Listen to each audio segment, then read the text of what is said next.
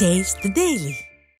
தூத்துக்குடி அரசு மருத்துவமனையில் குடிநீர் இல்லாததால் நோயாளிகள் கடும் அவதியடைந்து வருகின்றனர். குழந்தைகள் வார்டு மற்றும் பிரசவ வார்டு பகுதியில் கடந்த 3 நாட்களாக மின் மோட்டார் பழுதானதை தொடர்ந்து அதை சீர் செய்யாததால் சிகிச்சைக்கு வரக்கூடிய குழந்தைகள் மற்றும் பெரியவர்கள் பெரிதும் பாதிக்கப்பட்டுள்ளனர். ஸ்டாலின் அரசின் திறனற்ற மாவட்ட நிர்வாகம் மற்றும் மருத்துவமனை நிர்வாகம் இதை போர்க்கால அடிப்படையில் சீர் செய்து பொதுமக்களுக்கு குடிநீர் வழங்க நடவடிக்கை எடுக்க வேண்டும் என பொதுமக்கள் வலியுறுத்தியுள்ளனர்.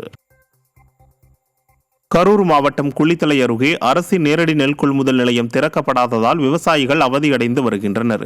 கிருஷ்ணராயபுரம் ஒன்றியத்திற்குட்பட்ட பகுதிகளில் நெல் கொள்முதல் நிலையம் திறக்கப்படாததால் அறுவடை செய்த நெல்களை இருப்பு வைக்க முடியாமல் விவசாயிகள் தனியார் வியாபாரிகளிடம் குறைந்த விலைக்கு விற்பனை செய்து வருகின்றனர். திறனற்ற திமுக ஆட்சியில் தங்களுக்கு இருண்ட காலம் இருந்து வருவதாக விவசாயிகள் வேதனை தெரிவிக்கின்றனர். தொடர் முகூர்த்த நாள் மற்றும் கடும் பனிப்பொழிவின் காரணமாக திண்டுக்கல் பூ மார்க்கெட்டில் பூக்கள் விலை அதிரடியாக உயர்ந்துள்ளது. மல்லிகைப்பூ 1 கிலோ 4500 ரூபாய்க்கும், முல்லைப்பூ 2500 ரூபாய்க்கும், கனகாம்பரம் 1500 ரூபாய்க்கும், சம்பங்கி கிலோ 250 ரூபாய்க்கும், பட்டன் ரோஸ் 200 ரூபாய்க்கும் விற்பனையானது. தை மாதத்தில் முகூர்த்த நாட்கள் அதிகமாக இருப்பதால் பூக்களின் தேவை அதிகமாக இருக்கும் எனவும் இதன் காரணமாக பூக்களின் விலை மேலும் உயர வாய்ப்புள்ளது எனவும் வியாபாரிகள் தெரிவித்தனர். சேலம் மாவட்டம் ஓமலூர் அருகே அரசு பேருந்து நடுவழியில் பழுதாகி நின்றதால் பயணிகள் அவதியடைந்தனர். சேலம் பழைய பேருந்து நிலையத்திலிருந்து கஞ்சநாயக்கன்பட்டிக்கு சென்று கொண்டிருந்த அரசு பேருந்து குதிரைக்குத்தி பள்ளம் என்ற இடத்தில் திடீரென பழுதாகி நின்றது. இதனால் குறித்த நேரத்திற்கு தங்களது பகுதிக்கு செல்ல முடியாமல் பயணிகள் திணறினர். திறனற்ற திமுக அரசு பேருந்துகளை முறையாக பராமரிப்பதில்லை என பொதுமக்கள் குற்றம் சாட்டுகின்றனர். செங்கல்பட்டு மாவட்டம் சிங்கப்பெருமாள் கோவில் அருகே சாலையோரம் உள்ள மரம் சாய்ந்தவாறு ஆபத்தான நிலையில் உள்ளதால் வாகன ஓட்டிகள் அச்சமடைந்துள்ளனர். சிங்கப்பெருமாள் கோவில் அனுமந்தபுரம் சாலை கொண்டமங்கலம் பகுதியில் சாலையோரம் 20 அடி உயர தைல மரம் ஒன்று காய்ந்த நிலையில் சாய்ந்துள்ளது. எப்போது வேண்டுமானாலும் விழுந்து ஆபத்தை ஏற்படுத்தக்கூடிய இந்த மரத்தை அப்புறப்படுத்த நடவடிக்கை எடுக்க வேண்டும் என வாகன ஓட்டிகள் வலியுறுத்தியுள்ளனர். செங்கல்பட்டு மாவட்டம் கூடுவாஞ்சேரியில் தேசிய நெடுஞ்சாலை ஓரங்களில் பெருக்கெடுத்து ஓடிய கழிவுநீரால் பொதுமக்கள் சிரமத்திற்குள்ளாகினர். நந்திவரம் கூடுவாஞ்சேரி நகராட்சிக்குட்பட்ட GST சாலையில் பேருந்து நிறுத்தம் அருகே முறையான வடிகால்வாய் அமைக்கப்படாததால் சாலையோரங்களில் கழிவுநீர் பெருக்கெடுத்து ஓடி வருகிறது.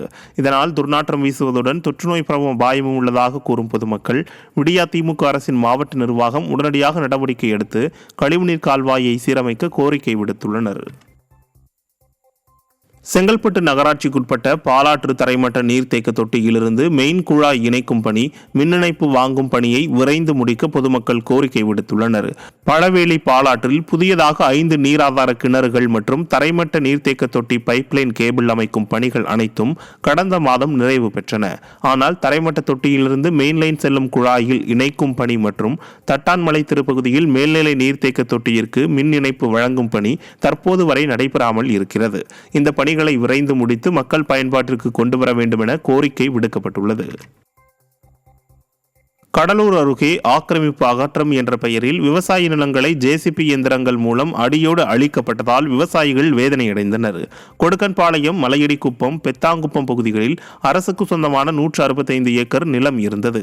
இதில் பல ஆண்டுகளாக விவசாயிகள் முந்திரி மரங்கள் வளர்த்து வந்த நிலையில் தற்போது அந்த இடத்தில் தனியார் நிறுவனத்திற்கு சொந்தமான தொழிற்சாலை வருவதால் முந்திரி மரங்கள் வெட்டி அகற்றப்பட்டன. இது குறித்து தகவல் அறிந்த அதிமுக கடலூர் தெற்கு மாவட்ட செயலாளர் சொரத்தூர் ராஜேந்திரன் பாதிக்கப்பட்ட விவசாயிகளை சந்தித்து ஆறுதல் கூறினார். கடலூரில் அரசு நிகழ்ச்சிக்கு பல மணி நேரம் தாமதமாக வந்த அமைச்சரால் பொதுமக்கள் அவதியடைந்தனர். நல்லூர் அரசு ஆரம்ப சுகாதார நிலையத்தில் புதிதாக கட்டிட திறப்பு விழா நடைபெற்றது. காலை 8 மணிக்கே அருகிலுள்ள கிராமங்களிலிருந்து பெண்களை அழைத்து வந்து நிகழ்ச்சி நடக்கும் இடத்தில் திமுக நிர்வாகிகள் அமர வைத்திருந்தனர். ஆனால் திறனற்ற திமுக அமைச்சர் கணேசன் மதியம் 2 மணிக்கு மேல் வந்ததால் அங்கு கூடியிருந்த பெண்கள் பல மணி நேரம் பசியோடு காத்திருக்க வேண்டிய அவல நிலை ஏற்பட்டது. கடலூர் மாவட்டம் வேப்பூர் அருகே ஊராட்சி ஒன்றிய அலுவலகத்தில் அதிகாரியின் நாற்காலியில் திமுக பிரமுகர் அமர வைக்கப்பட்ட அதிர்ச்சி சம்பவம் அரங்கேறியது. நல்லூர் ஊராட்சி ஒன்றிய அலுவலகத்திற்கு கடலூர் மாவட்ட ஆட்சியர் வருகை தந்திருந்தார். அப்போது அருகிலிருந்த அறையில் திமுகவைச் சேர்ந்த பாஸ்கர் என்பவர் அதிகாரியின் நாற்காலியில் அமர வைக்கப்பட்டார். அவரும் அந்த நாற்காலியில் அமர்ந்து அரசியல் கட்சியினருடன் பேசிக் கொண்டிருந்தார். இதை கண்ட பொதுமக்கள், நாங்கள் வந்தால் நிற்க வைத்து கூட பேசாமல் விரட்டும் அலுவலர்கள் திமுக பிரமுகர்களை தங்கள் இருக்கையில் அமர வைத்து பேசுவதாக பகிரங்கமாக குற்றம் சாட்டினர்.